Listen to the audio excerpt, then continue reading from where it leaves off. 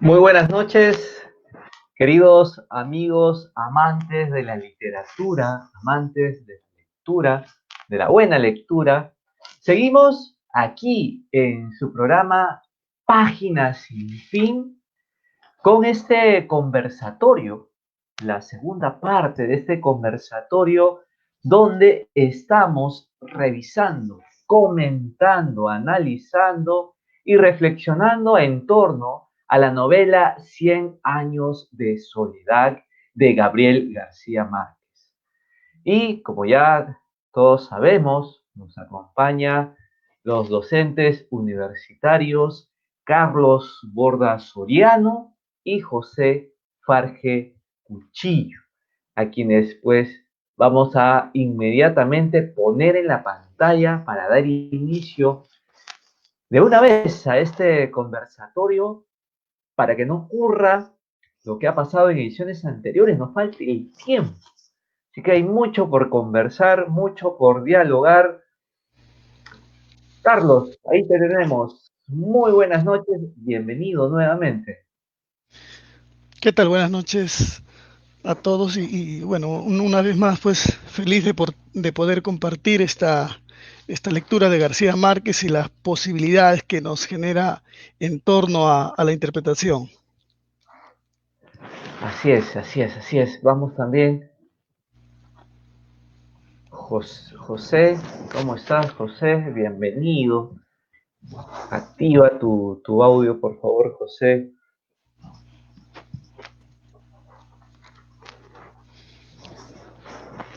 ¿Cómo estás, José? Nuevamente aquí, bienvenido. No se escucha, no se escucha. A ver, intentamos activar de nuevo el audio. Muchas veces cuando para mucho tiempo en silencio pasa eso. O lo otro es, no se escucha José, o lo otro es, sal y vuelve a entrar al sistema. No hay ningún problema. Aquí te esperamos mientras voy conversando con Carlos sobre 100 años de soledad de Gabriel García Márquez. Eh, Carlos, nos habíamos quedado básicamente al inicio, ¿no? Habíamos revisado un poco el contexto del boom latinoamericano donde surge, de una u otra manera, donde termina de despegar Gabriel García Márquez con esta gran obra y bueno, y después todo lo que viene, ¿no? Habíamos conversado también eh, un poco sobre lo que era el realismo mágico, ¿verdad? Incluso por allí habían comentarios donde cuando uno hace esta lectura, pues no sabe si realmente fueron hechos que surgieron de la magna imaginación del autor o son hechos reales, ¿no? Entonces hablamos también de Macondo, hablamos sobre qué es lo que le ha dejado 100 años de soledad al lector. Eh, Coméntanos un poco, danos un panorama de lo que vamos a conversar hoy, a lo mejor ya de los personajes, de los diversos temas que se abordan en 100 años de soledad. Coméntanos, Carlos. Efectivamente, dada la complejidad de la novela, hay posibilidades de poder interpretar o hacer una lectura, ¿no? Y efectivamente, una de ellas compleja es entrar de repente a abordar a partir de cada una de las generaciones y ver qué es lo que ocurre. Eso nos va a generar un mecanismo de tratar de comprender, ¿no? O adaptarnos a la propuesta del autor para ver quién está el personaje y no caer pues en la confusión por el hecho de que se comienzan a repetir los apellidos o los nombres, ¿no? Y por el mismo hecho que el relato termina siendo cíclico, no es lineal, entonces podemos caer en una confusión, ¿no? Y por otro lado también el hecho de hacer esa lectura a través de las generaciones nos abre la posibilidad de que nos quedemos, como dices, con un solo personaje o nos quedemos con el hecho histórico, tal vez que aparece en la obra y sentir la sensación de ¿qué pasó? ¿Por qué no lo desarrolló más Gabriel García Márquez en la novela este aspecto histórico, ¿no? Sobre todo de repente para los colombianos, los latinoamericanos, decir, no, pero la matanza ocurrió, no, sí, fueron 100 hombres, no, fueron 1000, no, fueron 3000, como dice la novela, y comenzar a especular, ¿no? A cuestionar tal vez al autor, más es importante entender que este es un recurso que el autor utiliza para, a partir de la historia, construir pues todo lo que es la novela, ¿no? Esa es una posibilidad de interpretación, como te digo, es bastante compleja, pero la otra posibilidad también es más bien ir entrando con algunos acontecimientos que van marcando en todo el proceso de la novela, ¿no?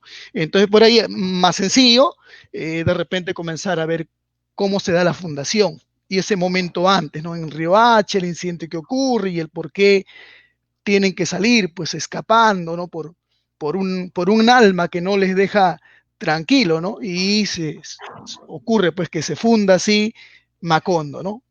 Esta tierra, entre comillas, esta tierra prometida, y luego ver el otro acontecimiento que va marcando, que es la guerra civil, ¿no? La guerra civil y las consecuencias que trae también, que en diálogo con la misma historia ocurrida en Colombia, ¿no? Luego el otro acontecimiento que marca la novela es la llegada de la compañía bananera, que va a llevar a un proceso de esplendor en todo Macondo, ¿no? Que sería también un diálogo o una lectura con lo que está ocurriendo en América, lo que sería un proceso de modernización en América, ¿no? Gracias al capital extranjero que está ingresando. Pero ahí también a la par da la otra lectura de decir pues que todo progreso te va a traer una consecuencia, ¿no? Y si es desde esta perspectiva capitalista, más aún, ¿no? Y ahí es donde se produce la matanza, ¿no? La matanza. Entonces, el hecho de la presencia de la compañía bananera, la injerción de elementos externos en América, en la novela, ya va a marcar esa mirada caótica que se pretende describir en la obra, ¿no? Y de ahí que luego de que sale la compañía bananera, todo es un caos, es una desolación, y ahí nomás ya viene pues el momento del final, ¿no? Donde se va, lamentablemente para la familia, ¿no? Buendías, donde se va a cumplir ese elemento mítico, ¿no? Ese bebé, pues, producto de la relación entre parientes, ¿no? Se comete el incesto y se descubre también a la vez lo que Melquiades ya había escrito en el pergamino, ¿no? Antes de morir ya había escrito en el pergamino, y al final se logra descubrir ese pergamino, porque estaba escrito pues en lengua sánscrita, y se logra descubrir, ¿no? Pero es lamentable porque en ese instante, como un elemento mágico, ahí viene el realismo mágico, ¿no? Como un elemento mágico, todo comienza a desaparecer, ¿no? Entonces, esa es una lectura un poco más comprensible, porque se va guiando por acontecimientos que van marcando en la novela, y ya pues a un segundo plano quedaría la lectura de cada una de las generaciones, que es un intento un poco complejo, ¿no? Y de seguro que nos vamos a perder ahí. Sí, sí. Vamos a darle nuevamente la bienvenida a José. A ver, vamos a activarlo aquí a José.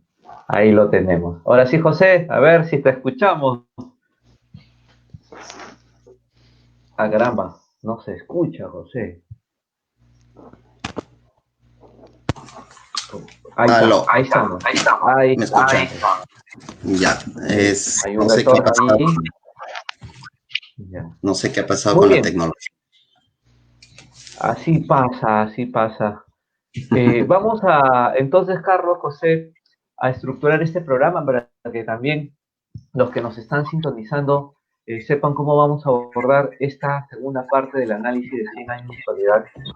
Ya hemos conversado, digamos, el panorama en un contexto histórico, social, cuando hemos conversado sobre el boom, ¿verdad? Sobre el boom latinoamericano. Vamos entonces, en unos primeros 10 minutos, una cosa así, ¿no? Para poner tiempo, 10 minutos. Vamos a tocar, sin ser tampoco mezquino en el análisis, pero vamos a hablar un poco de las generaciones, ¿no? Pero con la intención de repente, Carlos, José, ir abordando esta primera generación e ir explicando también cómo fue la fundación de Macondo, ¿no? Cómo surge todo esto. Y luego, pues, vamos a ir analizando estos acontecimientos resaltantes, como la guerra civil, y sobre todo, como lo estaba mencionando en el programa anterior, este tema de la modernización, ¿verdad? Que viene junto con la compañía Vanadero. ¿Ya? Entonces,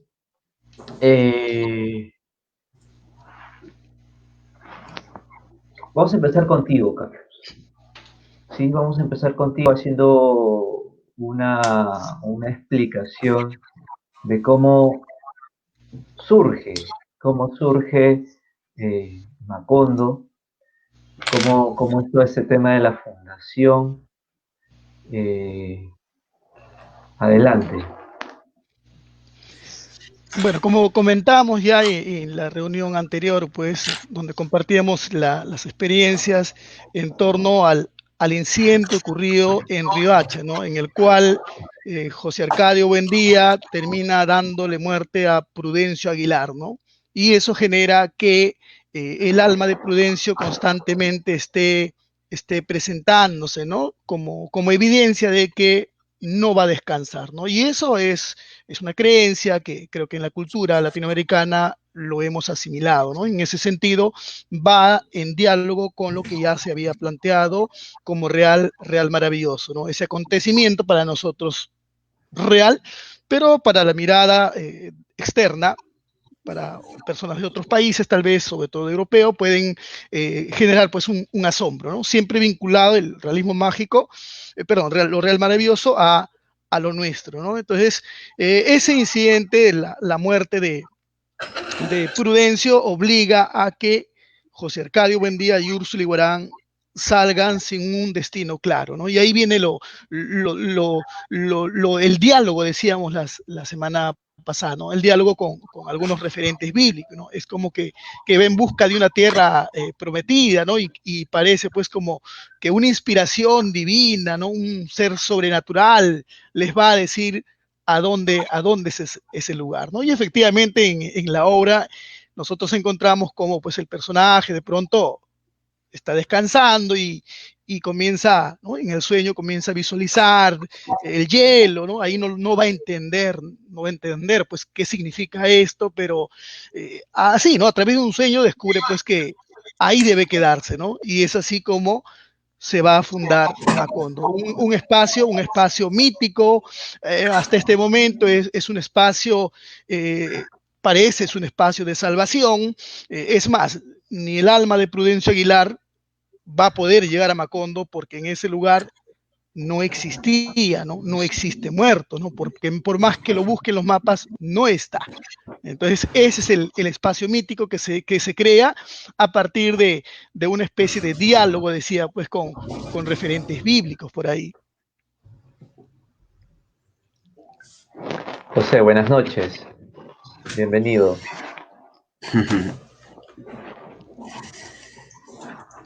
Estamos conversando un poco sobre acontecimientos resaltantes, ¿verdad? Acontecimientos resaltantes en la novela.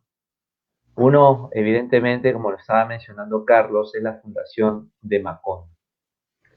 Luego, otros podrían ser la guerra civil o la llegada de la compañía bananera, ¿no? ¿Qué nos puedes comentar en este sentido? ¿Qué otro acontecimiento relevante vemos que marca o que forma parte de estos hitos dentro de la novela de 100 años de soledad? Buenas noches. A ver, mira, 100 años de soledad es una novela que te plantea muchos hitos, muchos puntos que el narrador crea para poder mantener una tensión narrativa constante. Acontecimientos desde la fundación, acontecimientos desde la llegada de la empresa bananera y la posterior masacre que se produce.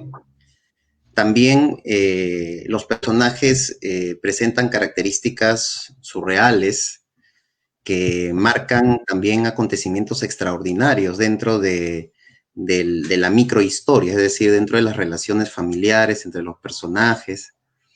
Cada personaje tiene su propio devenir narrativo y a la medida que van muriendo, van dejando paso a nuevas historias que refrescan la narración.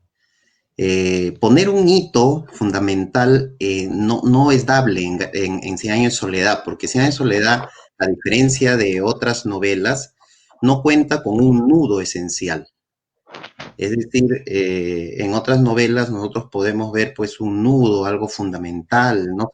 Por ejemplo, La ciudad y los perros de Vargas Llosa tiene como nudo fundamental la muerte del esclavo, y a partir de ello giran los acontecimientos más importantes de la novela hasta que esto se resuelve en una especie de desenlace. En cambio, en Cien años de soledad vemos un hito inicial y un hito final, ¿no? Nace Macondo, se funda la generación de los Buendía y al final Macondo es arrasado por un viento y los Buendía, pues, o el último de los Buendía, muere devorado por las hormigas.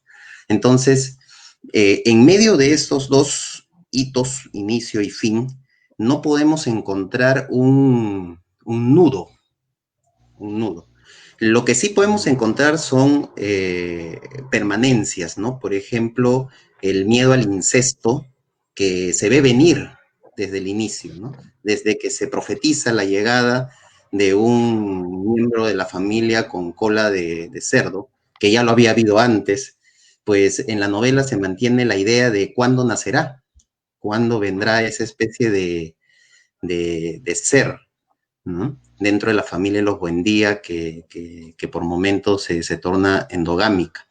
Entonces, esa es una característica de la novela que rompe con la idea de la novela clásica o del relato, la trama aristotélica clásica, en donde había un nudo y un desenlace y donde todos los acontecimientos obedecían a un hilo narrativo central.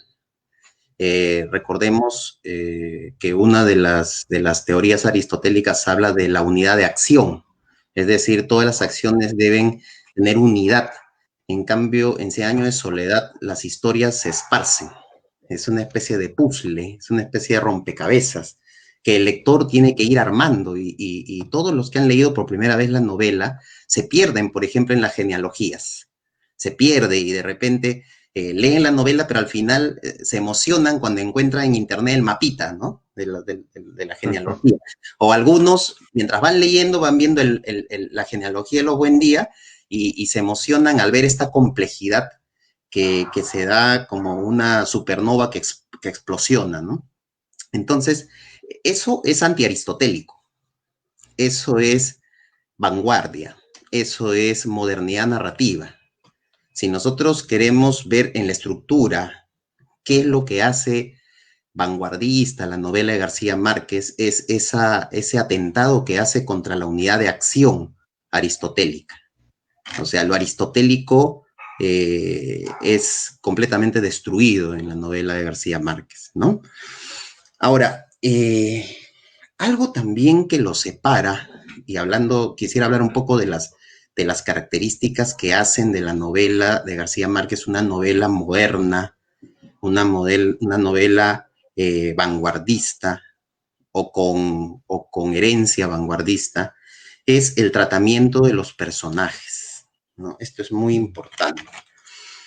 A ver, hemos ya mencionado con Carlos el aspecto mítico de la novela, pero esto es muy importante entenderlo.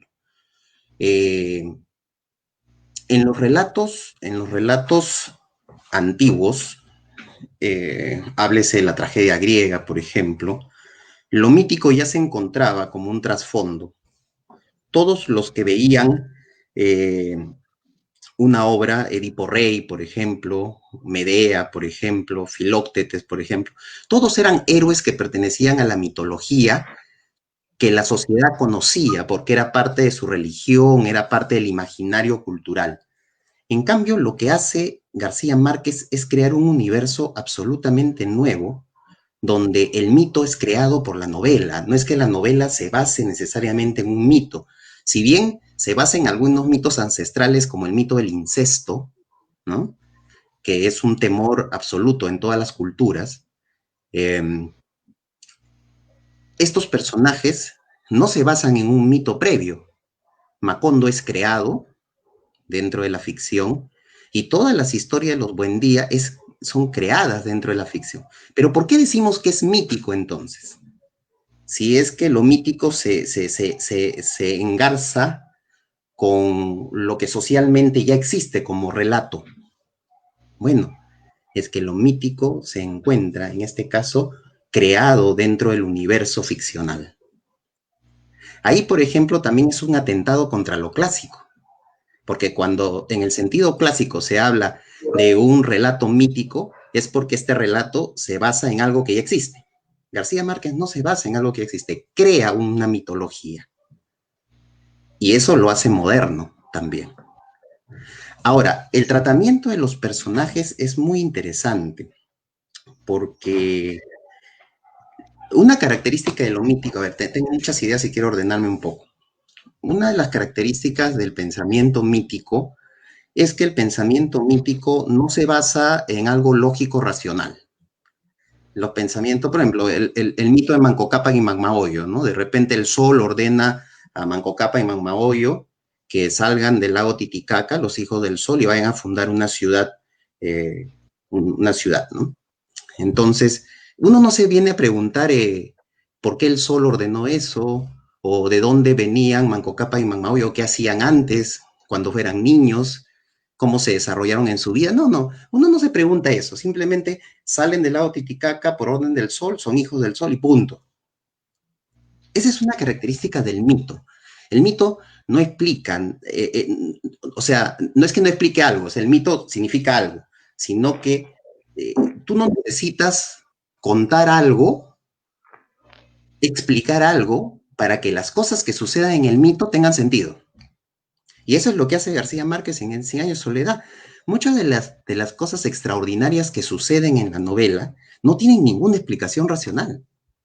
Y el narrador no se preocupa por darle sentido racional, porque ahí está lo mítico en el relato de García Márquez, en la forma de concebir su ficción. Entonces, es un creador de mitos, ¿no? García Márquez. Entonces, podríamos decir que Cien años de soledad es creación pura, porque crea su propia mitología. Aristóteles se hubiera tirado de cabezazos contra la pared al leer Cien años de soledad, definitivamente, porque hubiera dicho, oiga, señor, ¿usted qué está haciendo? Eso está mal. ¿Qué está mal en García Márquez desde el punto de vista aristotélico clásico? Los personajes y muchos de los acontecimientos que suceden en Cien años de soledad se presentan de una manera que atentan contra la tensión que puede estar creando la narración. A ver, pongo un ejemplo para que se me entienda. En la época de los griegos,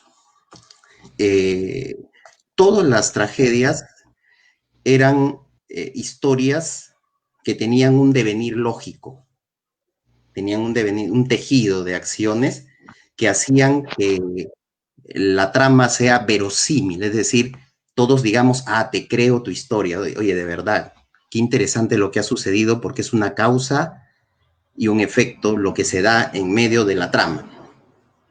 Pero en cambio, en Cien años de soledad, por ejemplo, nacen personajes como Remedios la Bella. Remedios la Bella es un personaje que nace, como dice su nombre, bellísima. Y su belleza es tan perturbadora que todo hombre que se aproxima a ella muere. ¿muere de amor o muere producto de su locura de amor? Recuerdo que un oficial muere de amor en la ventana de Remedios la Bella, otro embobado es pateado por un caballo, en fin.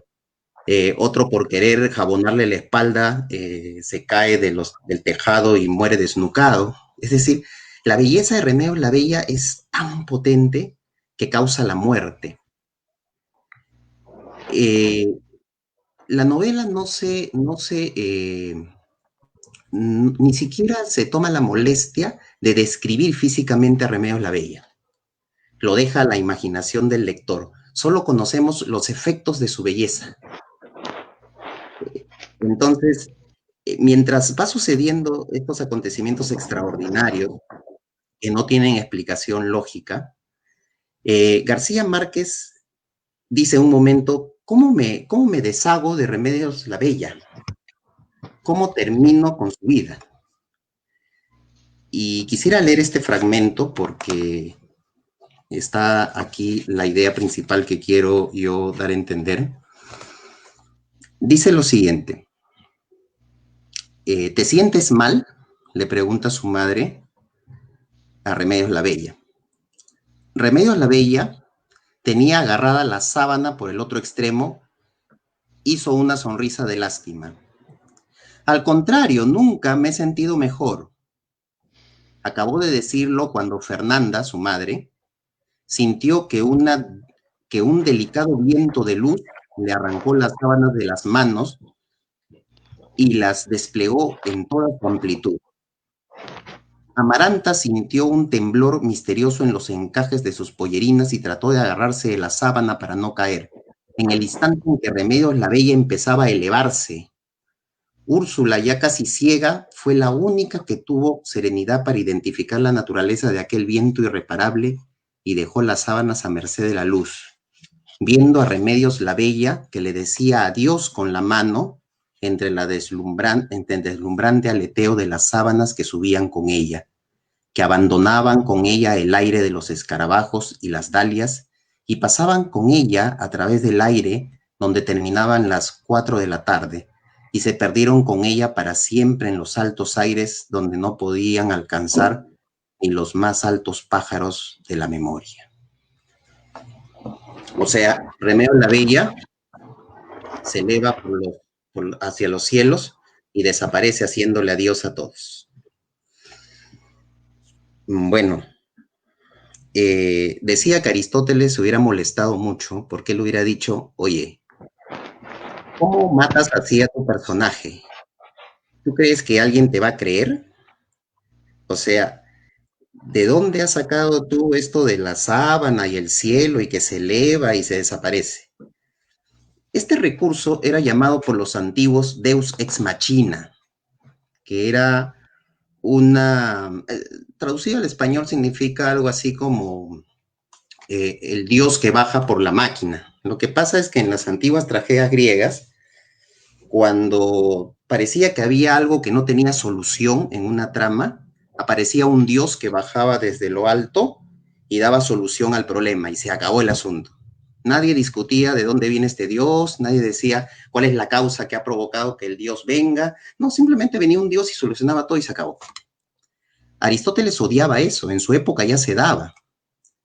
En Medea, de Eurípides, sucede que van a matar a Medea, los ciudadanos de Corinto, porque ella ha matado a sus hijos y ha matado a la hija del rey y al rey por celos, porque su esposo se iba a casar con Creusa, la princesa, y a ella la iba a dejar. Mata a sus hijos y cuando los ciudadanos de Corinto la van a apedrear, viene un carro con serpientes aladas, la recoge y se la lleva.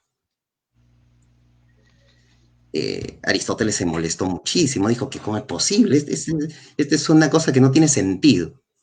Bueno, esas cosas pasan en 100 años de soledad. Y eso también hace a 100 años de soledad una novela no clásica, porque se basa mucho en el mito, pero en el mito creado por él mismo, donde todo es posible que suceda, donde las leyes las ha puesto él, y él es el soberano de todo lo que sucede dentro de su narrativa.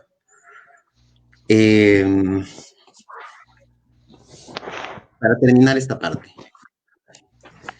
yo también considero que Cien años de soledad, contra lo que muy poco he leído al respecto, pero se habla muy poco de lo poética de la novela.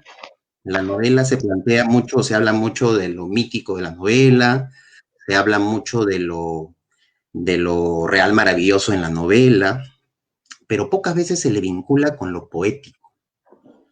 Es verdad que García Márquez en esta gran novela no es tan poético como en sus relatos breves, donde hace descripciones exquisitas, de filigrana, de orfebre, bastante poético. En cambio aquí más se dedica a narrar una historia, es su mayor preocupación, más que detenerse en detalles descriptivos. Pero lo poético está en lo simbólico de la novela. La novela arroja muchos simbolismos. La poesía, por ejemplo, no explica nunca. Si en un poema tú lees y de repente sus ojos se cayeron en el abismo de la noche y su cabellera como fuego se expandía por el universo, disculpen la bulla en torno, y de repente el viento acabó con el universo que envolvía tus labios en flor, no sé. Nadie se va a poner a discutir de dónde viene ese viento, por qué sus ojos caen. Y eso es lo que pasa también en Cien años de soledad. Nadie necesita encontrar respuestas a lo que sucede en Cien años de soledad. Y ahí está lo poético de Cien años de soledad. Una estructura vanguardista, ya lo dije, atómica, atomizada, y un relato mítico poético bastante, bastante sólido. Eso es lo que hace de la novela Cien años de soledad en su estructura y en su contenido una novela moderna, vanguardista.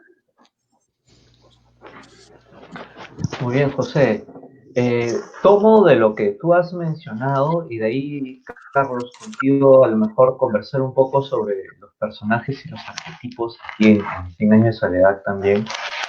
Quiero mencionar el tema del amor y la historia, cómo se aborda aquí en Cien años de soledad, en la historia incluso de cada personaje, ¿verdad? Y en la forma en que cada una de estas historias se va hilando. Solo hay una fuerza permanente, como se dice, ¿no? Que amarra, que cuida, que arrincona, cada una de estas energías contrarias, y esto es el amor, y la manera como aborda y cómo toca el amor Gabriel García Márquez en Cien años de soledad, como esta fuerza humana, esta fuerza vital que puede sucumbir al peso de lo cultural, ¿no? Al peso incluso de cierto sentido, y que todo esto a lo mejor termina condenando a los Buendía, ¿no? Justamente a vivir 100 años de soledad. Carlos, sobre los personajes, sobre los arquetipos, en relación también a lo que estaba mencionando José, porque justamente como García Márquez ha estructurado los personajes, nos refleja y nos habla, pues, que esta es una novela vanguardista, ¿no? Coméntanos un poco de estos personajes y de los arquetipos. Ya, correcto. El mismo título de la novela lo dice, ¿no? La novela se llama 100 años de soledad, porque efectivamente 100 años es lo que dura la generación, y se llama de soledad porque todos los personajes están condenados a la soledad. Entonces, si nosotros comenzamos a revisar los personajes, cada uno de ellos, vamos a encontrar pues muchas uniones matrimoniales, pero que no están funcionando. Pero encontramos de repente personajes que que no están dentro del matrimonio y parece que más bien ahí sí comienza a funcionar, ¿no? Pero, como menciono, ninguno va a poder ser feliz. Y el único que logra verdaderamente la felicidad, que es Aureliano Babilonia, descubre, ¿no? Termina descubriendo que en realidad ha estado pues con un pariente, ¿no? Y eso, el hecho de ser feliz, condena la desaparición de toda la generación, ¿no? Es irónico. Entonces nosotros, por más que comencemos a rastrear por ahí, ¿no? ¿Qué pasó con José Arcadio y Aureliano Buendía, que se casó con Remedio Moscote, aún, ¿no? Y la pedida de mano que tuvo a los 9 años, ella todavía, tanto es así que no sabía qué cosa era el matrimonio, hasta que incluso se orinaba. Entonces, todo el discurso va a ir hacia lo mismo, el hecho de la imposibilidad de una felicidad en cada una de la generación, ¿no? A eso nos lleva. Ahora, pero también a nivel de personaje hay algunos que van a marcar, ¿no? Que van a orientar al lector. El caso de Melquiades es significativo, ¿no? Melquiades en la novela representa la modernidad, cada vez como persona, ¿no? Cada vez que llega Melquiades siempre trae algo novedoso, ¿no? Tanto es así, pues, que a los primeros indicios de especie de sabiduría, sapiencia en José Arcadio Buendía, deciden pues regalarle una especie de laboratorio para que comience a indagar. Melquiades representa entonces esa modernidad que va entrando en la novela y que dialoga también con lo que es la modernidad en América. Pero también Melquiades marca un hito en la novela porque él es el que escribe los pergaminos. En toda la novela se trata de descubrir qué dice los pergaminos escritos pues en lengua sánscrita, ¿no? ¿Qué es lo que dice? Todos van a intentar revelar cuál es ese gran secreto, pero nadie lo logra. Y el último que logra entender, ¿no? Y ya cuando su esposa pues está desangrándose, a punto de nacer el último Aureliano con cola de cerdo, él, ¿no? Él es el que comienza a asociar y dice los pergaminos, abre los pergaminos y comienza a leer y recién entiende. Y se da cuenta cada una de las generaciones. Y ahí también entiende pues que había cometido un incesto. Desesperado va a la última página para ver cómo acaba y ahí describe pues cómo la generación estaba condenada pues a la desaparición, ¿no? Porque no podían tener una segunda oportunidad ya habiendo ocurrido un incesto dentro de la novela. Entonces, Melquiades es un referente como personaje porque dialoga pues con toda la explicación de la generación. El otro elemento o personaje es el coronel Aureliano Buendía, definitivamente, ¿no? Ahí comienza la novela tratando de repente ver, ¿no? cómo está en la descripción en la novela, ¿no? Frente al pelotón de fusilamiento, ahí comienza. Pero es importante el coronel Aureliano Buendía porque él es el que dialoga con la parte histórica. Esas rebeliones que él va a organizar, ese hecho que él descubra que en la política hay, entre comillas, vamos a decir, corrupción, ese hecho que él decida ser o conservador o liberal, es lo que pasó en Colombia, ¿no? Ese es el elemento histórico que García Márquez lo va a insertar en la novela. Entonces, como personaje, el coronel Aureliano Buendía es importante en la medida que va dialogando, ¿no? Y como lo decía José también, ¿no? Tratar de repente de explicar, ¿no? O centrarnos a ver quién trascende, quién no en la obra es un poquito complejo porque vamos a ver desde qué lectura vamos analizando, ¿no? Porque a nivel de lenguaje también yo puedo entrar con otro personaje que estaba vinculado más a lo poético, de repente con José Arcadio, los elementos exagerados, hiperbólicos en la novela, también puede entrar por esa mirada, ¿no? Alguien que le interesa lo poético puede ir por ese lado, alguien que le interese la parte histórica, dialogar con lo de América, puede ir por el lado del coronel Aureliano Buendía, como institucionalización, también puede ir con la compañía bananera, entonces es un poquito complejo, ¿no? Pero creo que por ahí algunos referentes que estaba mencionando en cuanto a personajes, ¿no? Bueno, no sé, José creo que seguro tendrá otras lecturas adicionales, pero antes de todo, Existe una discusión, hay controversia hasta la actualidad en torno a qué cosa es real maravilloso y qué cosa es realismo mágico, ¿no? Para muchos autores es lo mismo, ¿no? Pero para otros son, son significados totalmente distintos, ¿correcto? Y la propuesta de García Márquez en la novela, la valoración que le dan a la novela es ese aporte del realismo mágico. Entonces, es fundamental tratar de entender qué es realismo mágico para García Márquez, ¿no? Y bien lo decía José, decía pues que él crea, García Márquez crea, ¿ya? Entonces, para algunos teóricos, cuando nosotros hablamos de lo real maravilloso, que lo explica pues Carpentier en el prólogo de su novela El reino de este mundo, él dice, ¿no? Usa la expresión latente, omnipresente en todo lo latinoamericano. Es decir, es ese hecho, es ese mito que es parte de nosotros los latinoamericanos y está en nuestro día a día. ¿Por qué? Porque el mito lo que hace es intentar explicar una forma de ver el mundo, por ejemplo.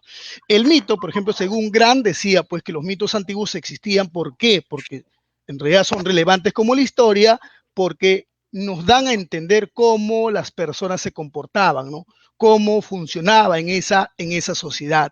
Tal vez para otros pues vean, y eso es absurdo, van a decir, ¿no? ¿Cómo van a creer que de ese lago salieron los primeros iniciadores? No, es imposible. Sí, pero para a ese grupo de personas, para esa sociedad, se basan en ello. Ese es su mito de ello, ¿no?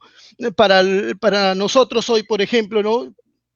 Tomamos como referencia el Génesis. Entonces, y ahí hablamos, pues, ya sí, la fundación, Adán y Eva y todo ese referente, así concebimos, ¿no? En otras culturas tienen otra mirada, existen otros mitos, pero siempre el mito, en esta interpretación de lo real maravilloso, tiene que ver con la forma como nosotros entendemos la realidad para nosotros, para otros tal vez no. Pero eso, me parece que ahí creo que es un buen punto a considerar, porque de alguna manera yo pienso que hay cierta limitación para el autor, ¿no? Porque vas a tener que siempre tratar de vincular a lo que ocurre pues en Latinoamérica, y no me da mucho espacio para la imaginación, ¿no? En cambio, en lo real maravilloso, para algunos autores justamente dicen eso, no, lo real maravilloso trasciende, porque ese hecho que era típico pues en esa sociedad, en esas comunidades, en ese grupo de personas, ahora no, ahora nos salimos de ello. Entonces, ahí es lo que José mencionaba, ¿no? Decía pues que él crea efectivamente, ¿no? Ya no estamos en un mito nada más, sino de pronto se ha sobredimensionado, ¿no? Ya ha llegado pues a ribetes exagerados, ¿no? Una lluvia, por ejemplo, en Macondo, que de pronto no dura pues 1, 2 días, 3 días, duran años. Y eso uno dice, pero un ratito, yo te creo de repente por ahí si me cuentas que en Latinoamérica creen pues en el hecho de los muertos, que por ahí aparece, si es que no lo dejas descansar en paz, el hecho que vayas con tu arpa el Día de los Muertos y estés con tu pariente, yo te entiendo, ¿no? Porque soy parte de Latinoamérica, pero la otra persona de fuera no lo ve tan real. Entonces ese es realismo real maravilloso, pero realismo mágico no, escapa. Tanto que tú mismo como latinoamericano no lo puedes entender. Tú dices, no, esto es exagerado. El otro que está de fuera de Europa también mira y dice, oye, no, esto es sobrenatural. O sea, ni por uno ni por otro lado lo podemos entender. Sí, pero sigue basado en un mito, pero sobredimensionado. Entonces ahí es donde José habla de él cría, ¿no? Efectivamente, él trasciende, ¿no? Entonces ahí yo siento que el autor ya no se está limitando nada más pues a este espectro de describir qué mitos hay en América, qué creemos en América, no, ahora trasciende y eso genera pues una riqueza en esas posibilidades de imaginación, ¿no? Entonces, ahí va la propuesta de García Márquez, en esta propuesta de creación sin estar limitándose pues a esos acontecimientos que son propios tal vez de América, ¿no? Entonces, para nosotros como lectores, efectivamente, para nosotros como lectores está esa posibilidad de interpretación o posibilidades de interpretación. Nietzsche decía, ¿no? Nietzsche decía, pues, la verdad no existe, sino solo un conjunto de interpretaciones. Cada uno podrá irse por el camino que mejor le parece, pues, en torno a esta novela, ¿no? Entonces, eso me parece que es muy importante. Y la otra, no recuerdo por meterme mucho en este tema, ¿cuál era la otra pregunta? ¿A dónde lo estabas dirigiendo? Sí, estábamos hablando de los arquetipos, ¿no? Ah, ya, entonces, bueno, con respecto a los personajes ahí, ¿no? Bueno, aquí ya José estaba mencionando también, ¿no? Estaba mencionando que por ahí, por ejemplo, el caso de Remedios la Bella, que va dialogando con, ¿no? Yo siento que hay un diálogo en realidad con la Virgen María, ¿no? Porque es una mujer pura, que no puede ser tocado por el hombre, ¿no? Igual, no tanto así que Remedio, cada vez que la ven de repente, están condenados a morir todos, ¿no? Tanto es así que Remedio no puede estar pues acá y tiene que irse al cielo, ¿no? Entonces ahí hay una referencia, hay una referencia con la Biblia, ¿no? Ahora, si como mencionaba también el caso de José Arcadio, perdón, el coronel Aureliano, también, ¿no? Porque es el clásico, es el típico personaje que reclama sus derechos, que pide reivindicaciones, que dirige a un grupo, que es parte de él, ¿no? También se ve esos elementos en la novela, ¿no? José. Acá lo tenemos, acá lo tenemos. Sí, tal vez ahí en relación al mito, que sin querer nos hemos involucrado con el mito bastante, y es muy importante, es que lo mítico tal vez sea un eje fundamental en la novela. Miren, hacer esta oposición maniquea entre pensamientos míticos o pueblos con pensamientos míticos frente a la racionalidad occidental, ¿no?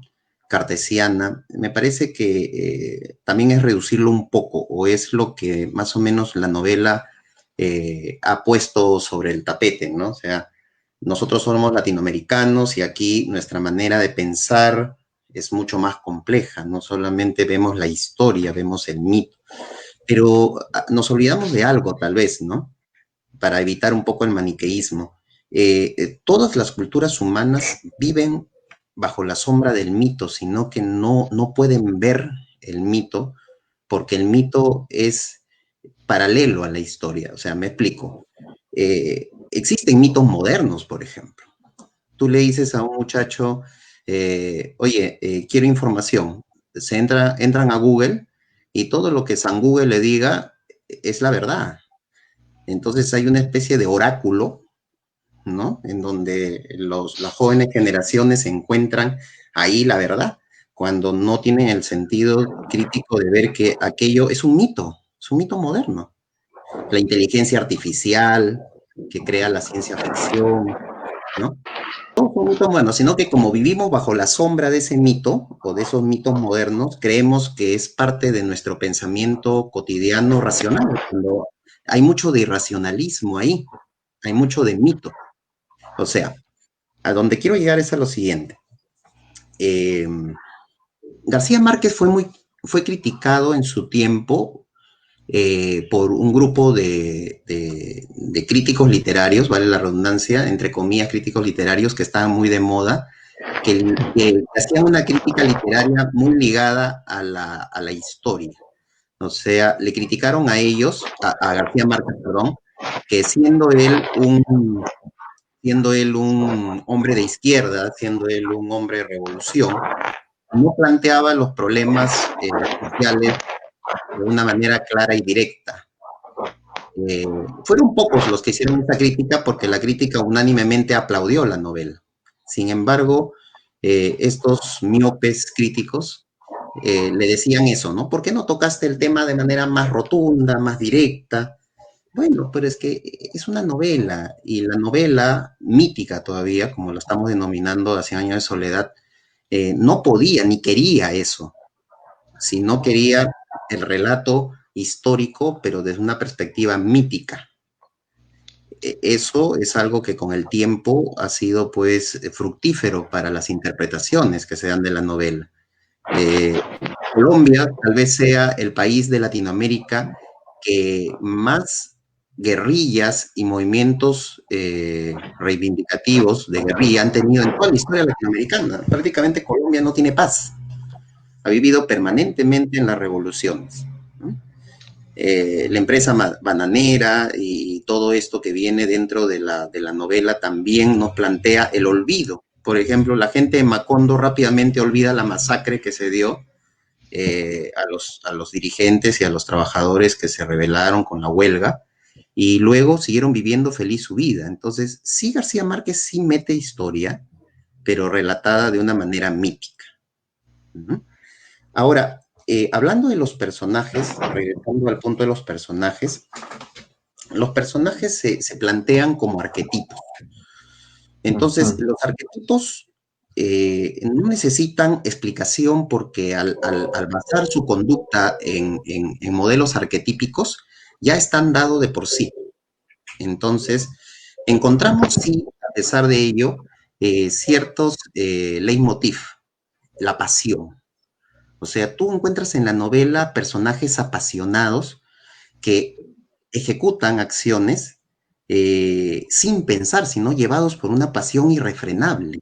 Desde el patriarca José Arcadio, que busca incesantemente, investiga incesantemente para buscar primero oro, ¿no? Y luego los manuscritos de Melquíades, y se apasiona de tal manera que deja de lado toda relación familiar, ¿no? O el coronel Aureliano Buendía, que en una pasión absolutamente absurda hace pescaditos de oro que luego vuelve a derretir para luego volver a hacer lo mismo de manera incansable, ¿no?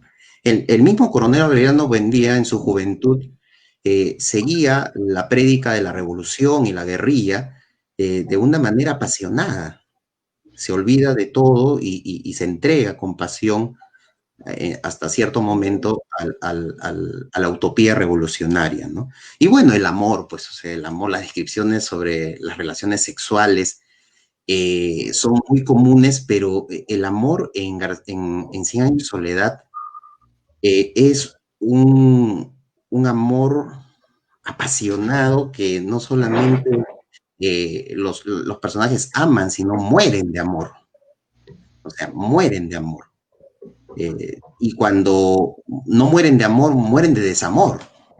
Entonces se marchitan, se consumen, ¿no? Y justamente esta pasión irrefrenable que debió sentirla el patriarca, no nos cuentan cómo se une con su propia familia, con Úrsula Iguarán, ¿no? La novela no nos narra el nacimiento de ese amor, solo nos dicen que se casaron en contra de lo que la familia quería. Pero al final, entre muchos amores que hay en el interín de la historia, al final, cuando Aureliano Babilonia se va a acostar con Úrsula, se da un encuentro amoroso que es una explosión, ¿no? Una explosión irrefrenable, ¿no? Es más, hacen el amor y al lado, en la habitación de al lado, está el esposo de ella, Gastón, ¿no? Permítame leer un fragmentito aquí. Ella salía de la ducha, salía de la ducha con la toalla enrollada en la cabeza como un turbante, ¿ya? Y él la sigue, ¿no? Entra a su habitación y ella le dice, vete. Aureliano sonrió, la levantó por la cintura con las dos manos como una maceta de begonias, la tiró boca arriba en la cama. De un tirón brutal, la despojó de la túnica de baño antes de que ella tuviera tiempo de impedirlo y se asomó al abismo de su desnudez recién lavada que no tenía un matiz de la piel, ni una veta de vellos, ni un lunar recóndito que él no hubiera imaginado en las tinieblas de otros cuartos. Amaranta Úrsula se defendía sinceramente con astucias de hembra sabia, comadrajeando el escurridizo y flexible y fragante cuerpo de comadreja, mientras trataba de destroncarle los riñones con las rodillas y le alacraneaba la cara con las uñas, pero sin que él ni ella emitieran un suspiro que no pudiera confundirse con la respiración de alguien que contemplara el parsimonioso crepúsculo de abril por la ventana abierta. Era una lucha feroz, una batalla a muerte que sin embargo parecía desprovista de toda violencia porque estaba hecha de agresiones distorsionadas y evasivas espectrales, lentas, cautelosas, solemnes, de modo que entre una y otra había un tiempo para que volvieran a florecer las petunias. Y al final, Úrsula descuidó la defensa y cuando trató de reaccionar asustada de lo que ella misma había hecho posible, ya era demasiado tarde. Una conmoción descomunal la inmovilizó en su centro de gravedad, la sembró en su sitio y su voluntad defensiva fue demolida por la ansiedad irresistible de descubrir que eran los silbos anaranjados y los globos invisibles que la esperaban al otro lado de la muerte. Apenas tuvo tiempo de estirar la mano y buscar a ciegas la toalla y meterse una mordaza entre los dientes para que no se le salieran los chillidos de gata que ya le estaban desgarrando las entrañas. ¿Por qué describo mucho? La vez pasada también describí un acto sexual. ¿Por qué describo mucho el acto sexual? Porque García Márquez se refocila describiendo la penetración, la prepenetración, el acercamiento irrefrenable. O sea, no le importa que su marido esté al otro, en una habitación contigua, no le importa que Amaranta Úrsula sea su tía, su familia, no le importa nada. ¿Y cómo se enamora de ella? Hay una cuestión racional de que se enamora de ella porque se desarrolla una historia de amor donde lentamente se va enamorando, va descubriendo. No. Desde que la ve, la desea. Desde que él tiene un acercamiento con ella, la desea. Y esa pasión, hablando de la pasión y los personajes, es constante en los personajes principales de esta historia. Tal vez la única desapasionada, o uno de los pocos personajes desapasionados, es Remeo la Bella. Remeo la Bella es neutra, no pertenece a este mundo, por eso se eleva y se va. Porque en este mundo de pasiones, ella sobra. Es muy interesante el caso de Remeo la Bella como personaje arquetípico, como decía Carlos, de raigambre cristiana tal vez, pero ella no siente deseo, no siente pasión amorosa, ella es neutra, ella dice que hace figuritas en la pared con una pajita y con su caca, ¿no? O sea, ni siquiera es consciente de sus propios excrementos, ¿no? Hace dibujitos en la pared con sus heces, como si fuera un juego. No pertenecía a ese mundo creado por García Márquez, donde la pasión arrebata, y el hijo cola de cerdo no es nada más que un símbolo poético del producto de justamente esas pasiones desenfrenadas, endogámicas, que se dan en la novela, ¿no? Eso. Carlos, José, como para digamos cerrar este análisis de 100 años de soledad, hablemos un poco de los recursos expresivos y literarios que podemos encontrar en 100 años de soledad, a manera también de ir sumado a lo que hemos conversado, a manera de también ir que sirva como un elemento referencial, ¿no? Para los que nos están viendo. ¿Qué recursos expresivos, qué recursos literarios encontramos en la obra? Bueno, de plano está pues el raconto, ¿no? Este recurso que te permite retroceder en la historia para ampliamente comenzar a un desarrollo temático, ¿no? En la obra vemos como al inicio, ¿no? Al inicio describe al coronel cuando están a punto de fusilarlo y a partir de ahí comienza a retroceder y cuenta toda la historia, ¿no? Entonces, claramente podemos ver ello, ¿ya? Lo otro que voy a, justamente acá me interesa lo que José decía, ¿no? Que muchos critican a García Márquez por el hecho de no desarrollar la parte histórica. No es que él no desarrolle, lo que pasa es que los escritores del boom precisamente lo que buscan, lo que plantean dentro de las posibilidades es que el lector no sea pasivo, que el lector sea un lector activo, ¿no? Y por eso esa narrativa enmarañada para uno que cuesta a veces poder entender si es que no tenemos el esquemita de la genealogía de los Buendía, ¿no?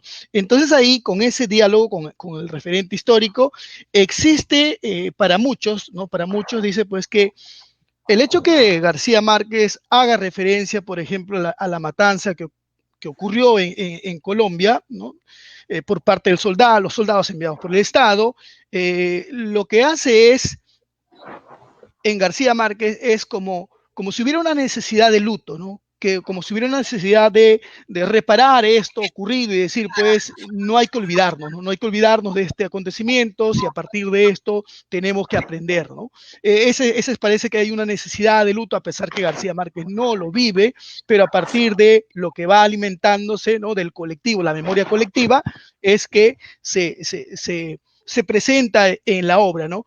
Y aquí hay otro recurso, el constante retroceso a partir de personajes. Precisamente Josefina Ludmer menciona, ¿no? Dice pues que este hecho, la importancia de este retroceso a partir de personajes, dice pues que permite delimitar el material de la historia como pasado, inaugurando como recuerdo de un personaje, implica además regresar a ese pasado a través de la memoria, ¿no? Entonces, si nosotros revisamos qué pasa en la historia, revisamos pues de repente lo de la compañía, las huelgas, ¿no? Exigiendo los derechos, algunos derechos laborales, el descanso dominical, entre otros más, y la matanza que según la historia, algunos que se encargan pues de revisar, esto habría ocurrido más o menos a eso de la 1:30, 2 de la mañana, los reclamos y la matanza, y a las 6 de la mañana se da a conocer en la historia colombiana, pues que fueron 9 muertos y tantos heridos y nada más, ¿no? Pero uno dice, en la historia de Colombia, la gente dialoga y dice, pues no, pero sí, en ese momento de 2 a 6 de la mañana, ¿qué pasó? Dicen que estaban cargando a decenas de muertos, a centenares de muertos, a otros dicen miles de muertos, en la novela 3.000 muertos, dice, ¿no?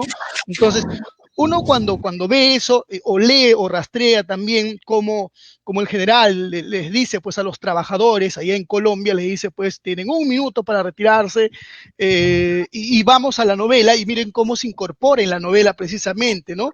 Dice, señoras y señores, dijo el capitán con una voz baja, lenta, un poco cansada, tienen 5 minutos para retirarse. La rechifa y los gritos redoblados ahogaron el toque del clarín que anunció el principio del plazo. Nadie se movió. Han pasado 5 minutos, dijo el capitán en el mismo tono. 1 minuto más y se hará fuego. José Arcadio II, sudando hielo, se bajó al niño de los hombros y se lo entregó a la mujer. Estos cabrones son capaces de disparar, murmuró ella. José Arcadio II no tuvo tiempo de hablar porque al instante reconoció la voz ronca del coronel Gavilán, haciéndoles eco con un grito a las palabras de la mujer. Embriagado por la atención, por la maravillosa profundidad del silencio y además convencido de que nada haría mover a aquella muchedumbre pasmada por la fascinación de la muerte, José Arcadio II se empinó por encima de las cabezas que tenía enfrente y por primera vez en su vida levantó la voz. ¡Cabrones!, gritó. Les regalamos el minuto que falta. Y bueno, luego ya sabemos pues que ocurrió la matanza, ¿no? Entonces, este hecho de insertar la historia es un recurso, en realidad es un recurso pues que permite reparar de manera colectiva ese hecho histórico, sin la necesidad de que el escritor pues pueda adoptar una postura social, una crítica, porque de esto no se trata pues de construir una novela histórica y por ende centrarme a ver qué ocurrió, ¿no? Acá la propuesta va en la capacidad novelística del autor y para ello va a ocurrir algunos recursos para que el lector ya comience a deducir, comience a generar sugestiones por ahí, o incluso ellos mismos, ¿no?, comiencen a reparar pues esta historia que ellos lo han vivido y esta historia que también es parte de Latinoamérica, ¿no? Entonces, para muchos autores esto es una necesidad de luto por parte de García Márquez, ¿no? Asimismo, lo curioso en la novela, esta reconstrucción, se menciona, ¿no? Para algunos son referencias, como decía, son referencias o diálogos con elementos bíblicos, ¿no? Esta idea del 3, de la Santísima Trinidad, dice, ¿no? Por ejemplo, en el texto dice, Arcadio II camina 3 horas bajo la lluvia torrencial, pasa por 3 casas y dice que los muertos fueron 3000. La lluvia después ya se prolonga pues por 4 años, 11 meses y 2 días, ¿no? Entonces, por ahí esos diálogos, esos juegos, esos recursos que utiliza García Márquez para demostrar esta capacidad inventiva en la novela, ¿no? Y esa es la riqueza, no solamente lo histórico, sino hay varios elementos que conjugan al punto, pues, que hoy podemos decir, pues, que esta novela es una novela total o es una novela totalizadora, ¿no?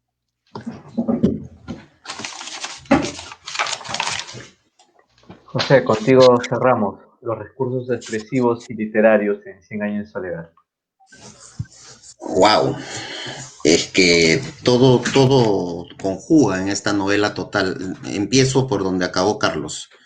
La idea de la novela total es un logo que va a ser patentado por el boom. Esta idea de novela totalizadora. Para entender los recursos literarios que son infinitos en esta novela, quiero recalcar solo 2, uno que ya recalqué antes y otro nuevo.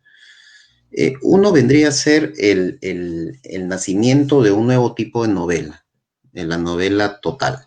Pero ¿cómo podemos entender esta novela total?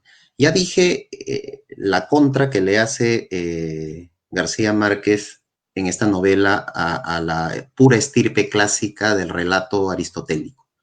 Y ya lo explicamos. Pero también le da la contra a lo más cercano que llamábamos novela moderna, que era la novela del realismo europeo, o sea, la novela psicologista, Dostoyevsky, Solá, en fin, Flaubert. Ahora, este tipo de novela psicologista llevó a los extremos los parámetros aristotélicos de querer explicar tanto las acciones que el narrador se involucraba en la psicología de los personajes y quedaba muy claro sus motivaciones, sus acciones, por medio de las motivaciones psicológicas. Exploraban, describían lo que el personaje veía, sentía, deseaba. En 100 años de soledad no encontramos eso. No hay psicologismo. Los personajes, parece esto crítica negativa, ¿no? Pero no lo es. Son planos. Son personajes planos donde no nos muestra una psicología profunda, explicada, porque el narrador omnisciente, que es el otro recurso que quería mencionar, no se preocupa por explorar la psicología de los personajes. Estos actúan.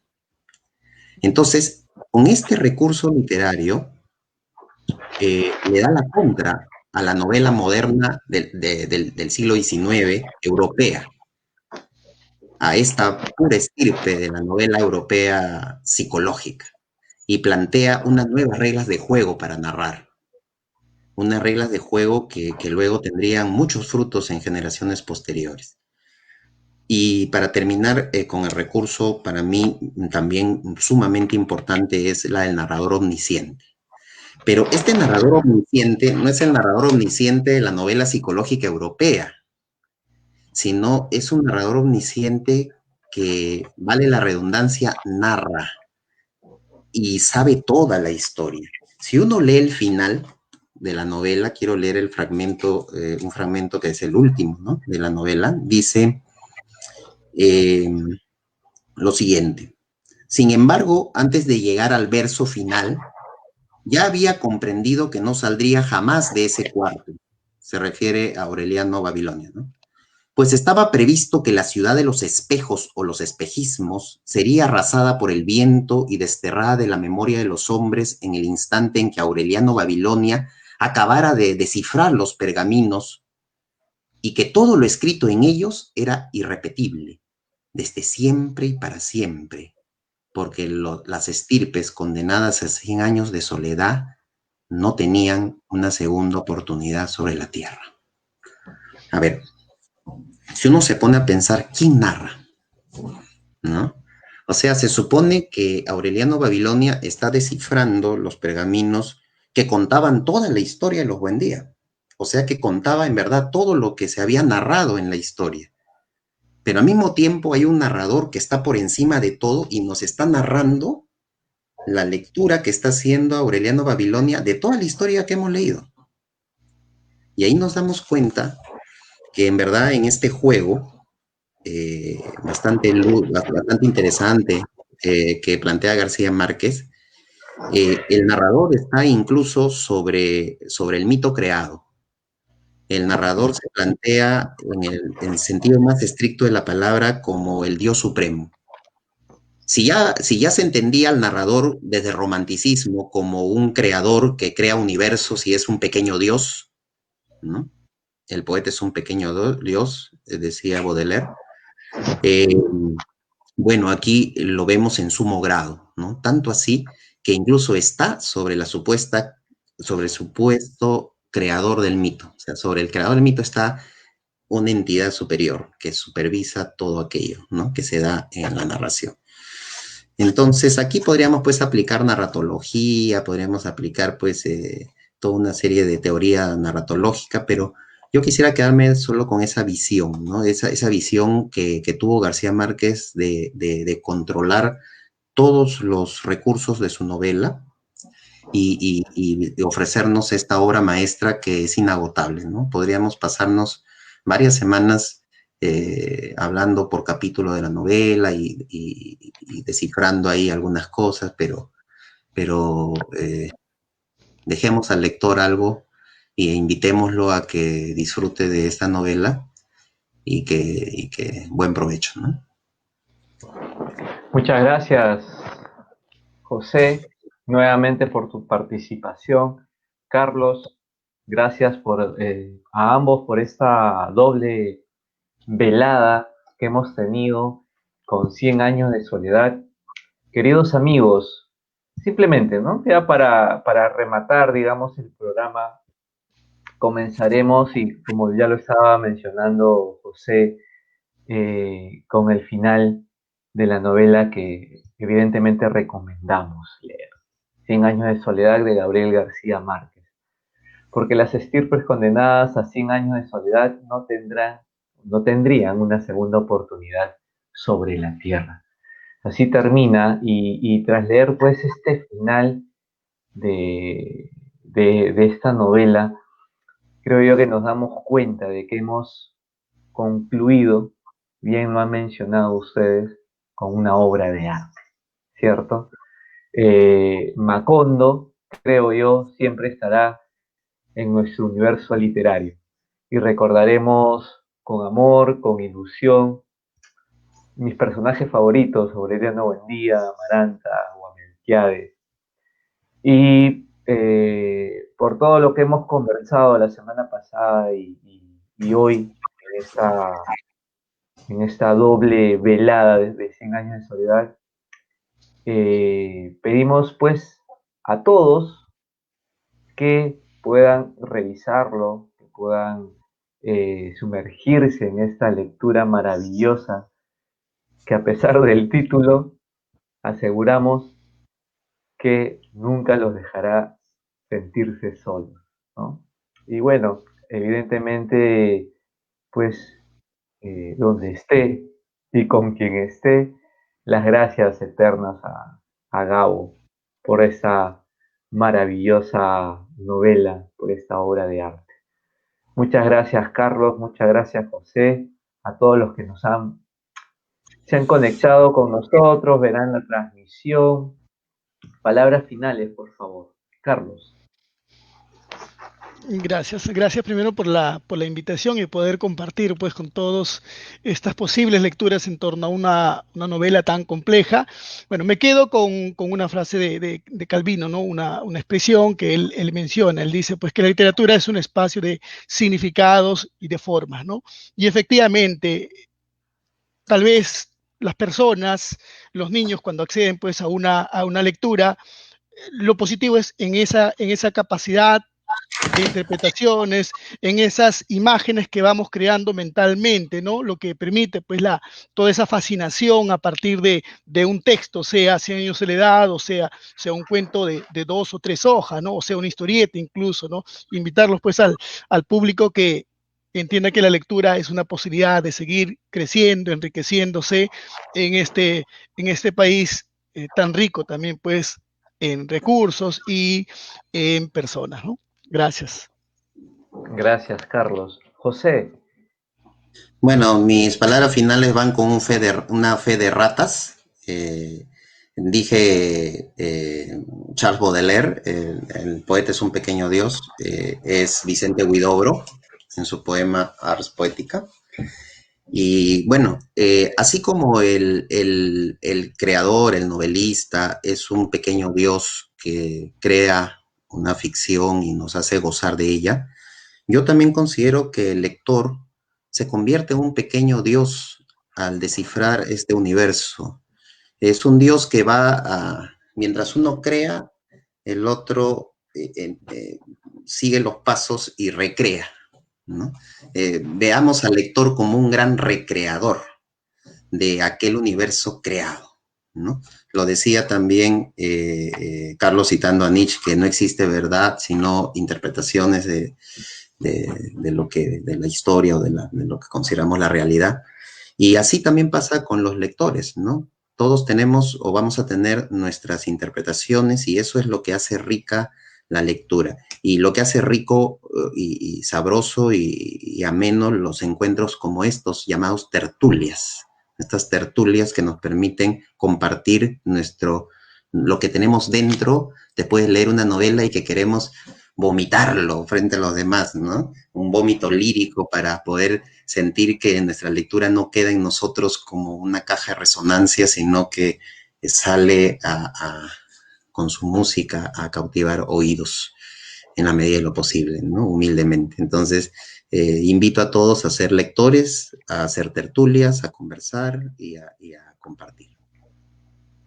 gracias, gracias José, gracias Carlos por acompañarnos aquí en el programa de Páginas Sin Fin. Hoy hemos conversado sobre 100 años de soledad. Invitamos a todos los interesados en formar parte de los círculos de lectura que ya se han formado y que se vienen formando.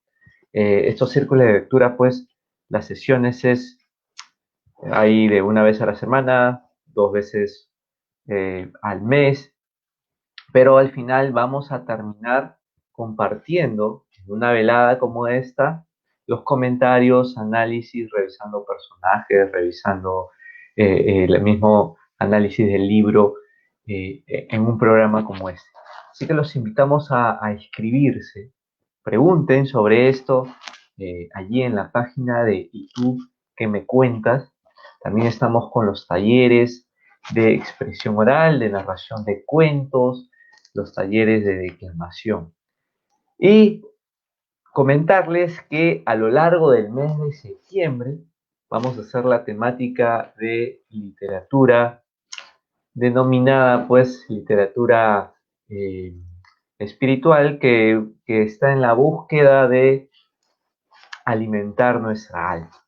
¿Sí? No se pierdan, sigan esta transmisión todos los jueves a las 9 de la noche, Páginas Sin Fin, con ustedes, un servidor, Paul Rosas, y como siempre terminamos. Recuerden que la lectura es para la mente lo que el ejercicio físico es para el cuerpo. Gracias, queridos amigos, por estar allí.